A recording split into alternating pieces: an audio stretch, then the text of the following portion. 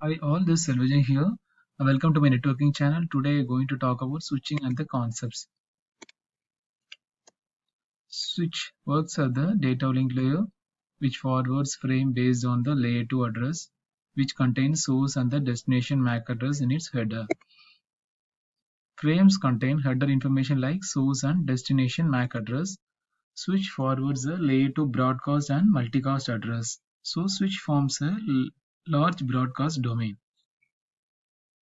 It learns the MAC address and started forwarding the frames to other switches. Switch is really meant for host-to-host communication. Let us see about the MAC address table. MAC address is a 48-bit hexadecimal number. When host forwards frames, switch stores all the information in MAC address table. MAC address table contains information like port, VLAN, and MAC addresses. This address will be stored only for a period of 300 seconds and will be flushed from the table, so that it will relearn all the MAC address of the connected host. So we can view the MAC address of the host with show MAC address table. Let us discuss about the switching process. So there are three processes. One is address learning, second is forwarding and filtering, and third is a loop avoidance. So the key points we should know about the switch is: switch works at the data link layer.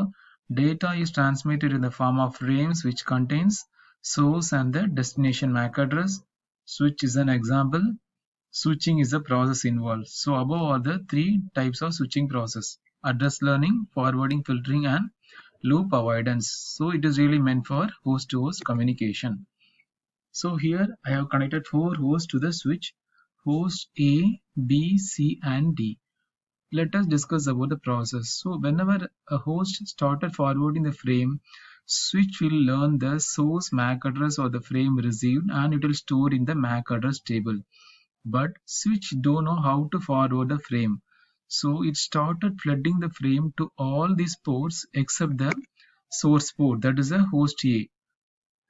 So this is the way it forward the frame to all the ports. So now host D will start responding to this frame.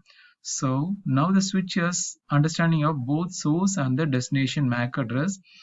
Now it started building the MAC address table. So the MAC address table will contain the source MAC A from host A and BB from the host D, and it will store all the VLAN information like VLAN 10 and the corresponding port for both the hosts. So the host A will transmit frame to the switch. Switch will learn the source MAC of the host A and will store in the MAC address table.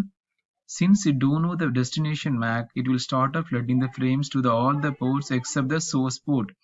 Now host D will respond to the frame. Now the switch has both the source and the destination MAC address in the table. Based on the information provided, the frames will be forwarded from the source to the destination. So this part, what we call it as a forwarding or filtering, because the first stage I told switch has no understanding about the destination, so it started flooding the frame to all the ports. Then the host D will respond to that frame. So now the switch has both the source and the destination. So based on the information, it can forward the frames to the source to the destination. So this we call it as a forwarding and filtering. And the third process is spanning tree protocol that I already discussed, is used to prevent the switching loops in an STP environment. So there are several switching types like layer 2 switching. So this is the layer 2 switching what I discussed. It learn the source MAC address of the frame and it will start flooding the frame to all the ports, and it forward the frames based on the layer 2 information. So layer 2 is nothing but source and the destination MAC address. Second is the layer 3 switching. So switching done at layer 3 and it performs the inter-VLAN routing.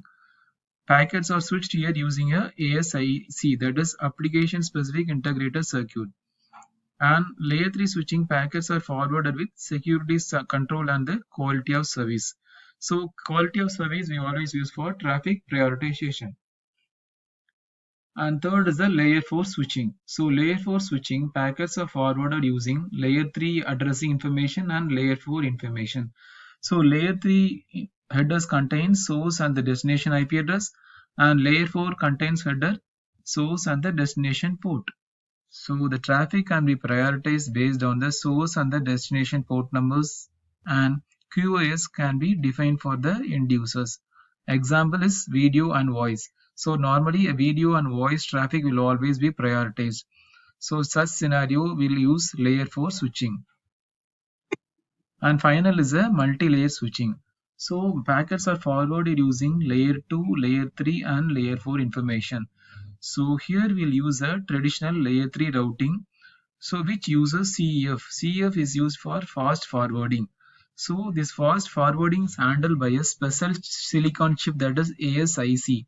That is an application specific integrated circuit we are using for the high forwarding performance. So here this forwarding is done at the wired speed. That is the switching is done in the hardware, which I am going to discuss in the next coming slide. So the multi-layer switching performs two important functions. One is the inter-VLAN routing and a Cisco Express forwarding. Thanks for watching. Please subscribe me for more videos.